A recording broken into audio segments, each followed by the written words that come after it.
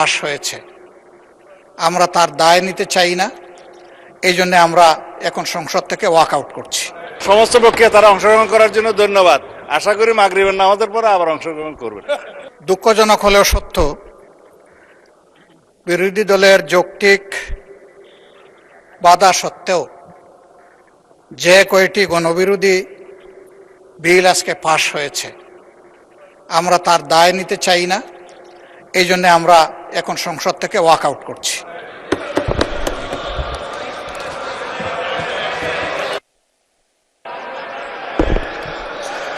মাননীয় সদস্যবৃন্দ, আমরা কিন্তু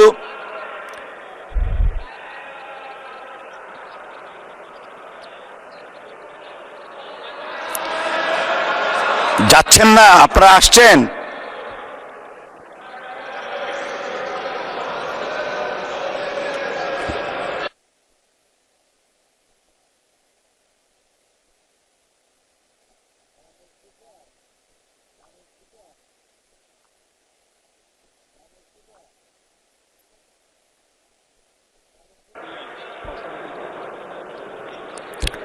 মাননীয় স্বরাষ্ট্রমন্ত্রী, আপনি কিছু বলতে চাচ্ছিলেন?